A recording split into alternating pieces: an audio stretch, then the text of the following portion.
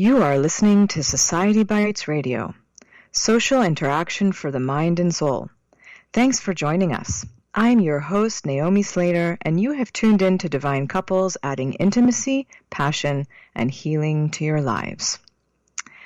So today we're going to be talking about a hypothesis called repressive hypothesis, which was formed in the 1960s and 70s, and it was formed by a French philosopher by the name of Michel Foucault. And I'm talking about this in the context of repression, control, and sexuality, which we have really seen for a long time. And I think that it's playing out very, very strongly right now in society. But we're going to not really talk about what's happening now so much. We're first going to go into the past a bit, do a little bit of a deep dive into history. And we're going to start in the early 17th century, when sexuality was way more free. People were able to speak about sexuality more. Having more than one partner was normal. And then when the Victorian era came in, sexuality became very repressed.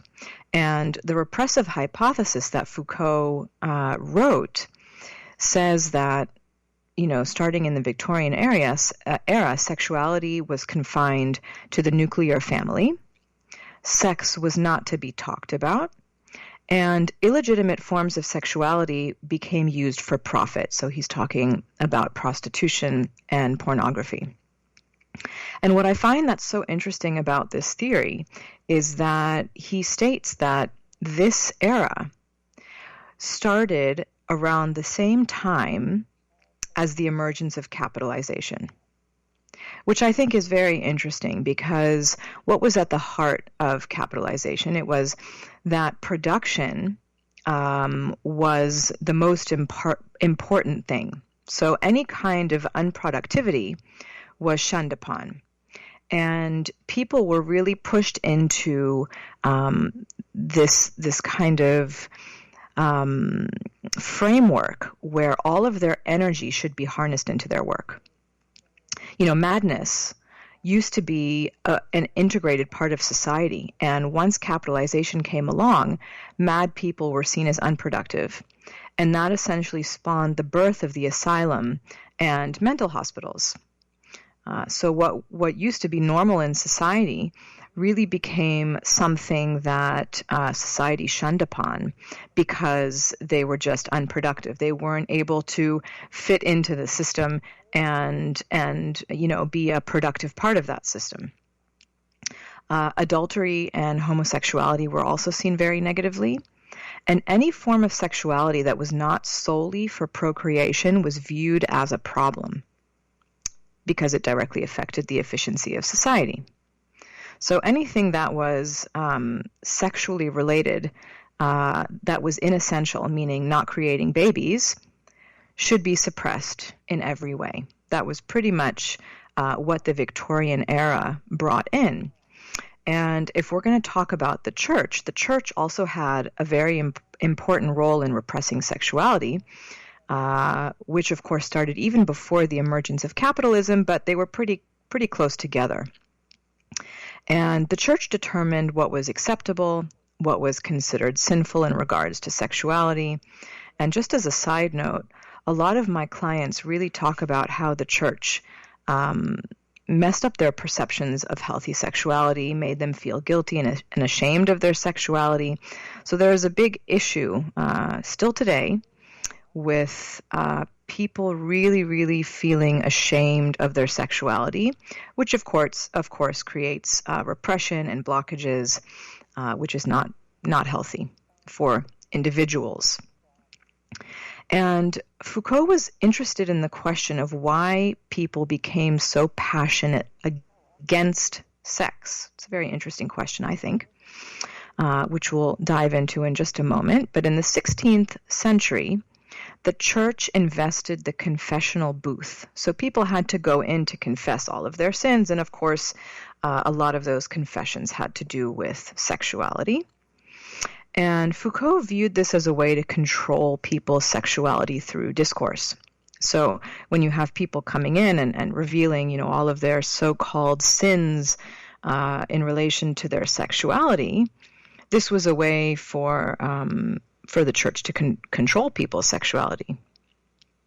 And he believed that our views on sexuality are socially constructed, meaning they're not something that we as individuals make up, but rather our views are, constructed by what is acceptable depending on what era and what time we're living in. So the Victorian era perceived sexuality as something private, which is to be hidden from the public. And in older eras, a naked body was just flesh. It wasn't such a big deal. You see this in tribes in Africa. Some of them are still, walking around with these little, straw skirts, and they're pretty much naked. And that's not really such a big deal. So something has definitely changed in our perception of the naked body, what's acceptable, what's not acceptable. And he doubts the Western modern values and what they put on sexuality, and believes that people look actually forward to a sexual liberation when the truth is exposed and used against the authoritarian power. So he really criticized how people in Western society deny their own nature, of course their own nature being their inherent sexual nature. And he also criticized how people just accept how society exercises this authority over these issues, which I think is also very interesting. He was very critical of how people are just willing to acquiesce and just do as they're told, which I think rings true of what's happening right now in society. He also argues that the social values in the rational society are hypocritical and that are really constructed to gain control over people.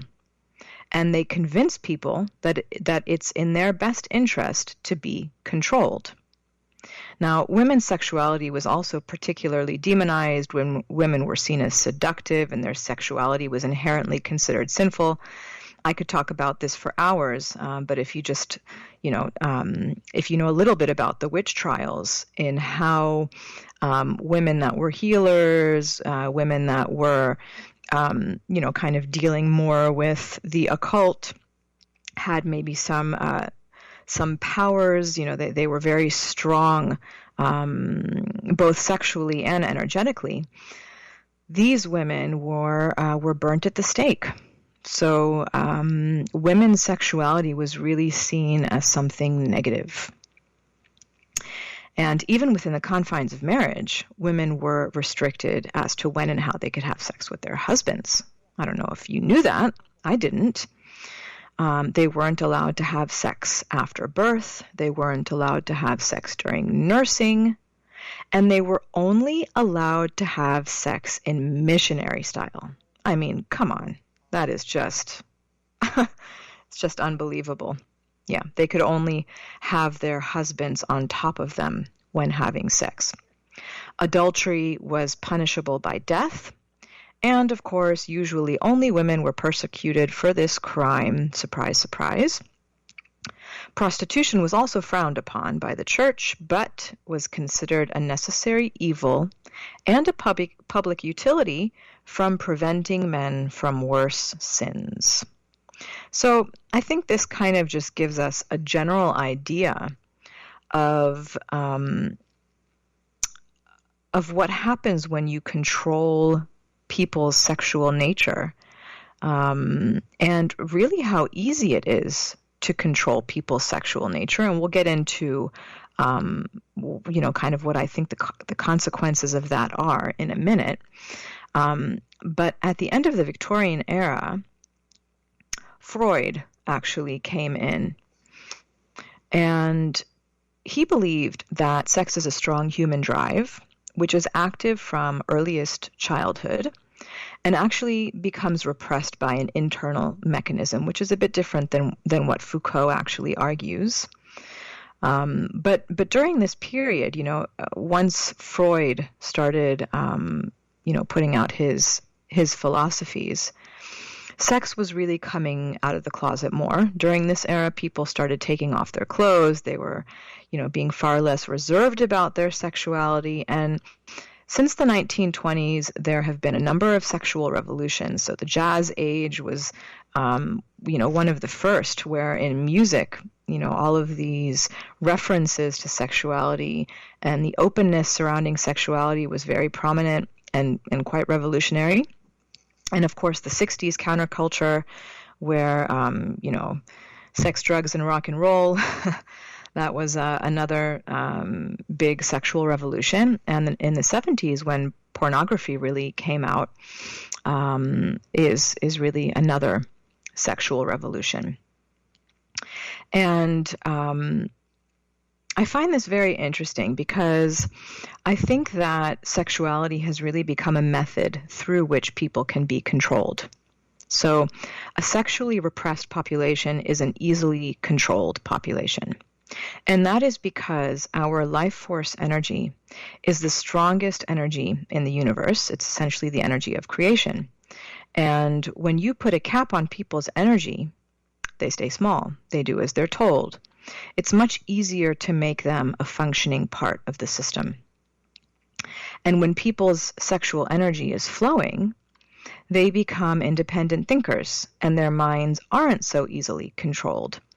So I think that society has a real interest in controlling people's sexuality, just for those reasons, because they're just much easier to control when you're controlling their sexuality. And the way that that's done, and you can really see this in all major religions, is through making people feel guilty and shameful, around anything that has to do with their sexuality. Now, having said that, it's also important to understand, from my personal perspective, I don't think that, we should necessarily be advocating the exact opposite, because, of course, there's, tons of examples of how sexuality can be perversed, and how people are taken advantage of sexually. And because it's such a strong energy, if somebody is taken advantage of sexually, that creates a tremendous amount of trauma.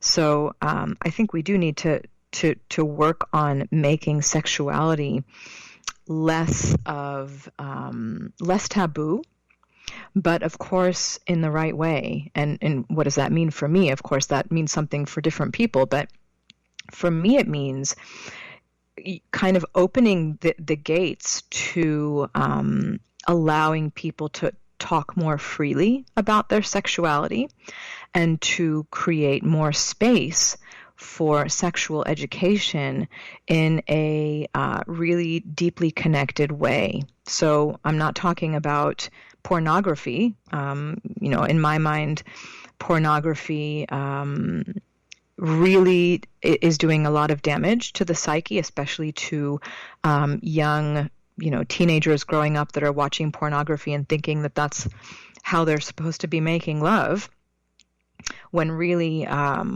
the majority of it is, women are being harmed through pornography in many different ways. And that's not what we want to be passing on to our younger generations. We want them to own their sexual power, but in a way that is respective, both of, where they respect themselves, and of course they also respect their partners. So it's talking also a lot about boundaries and consent,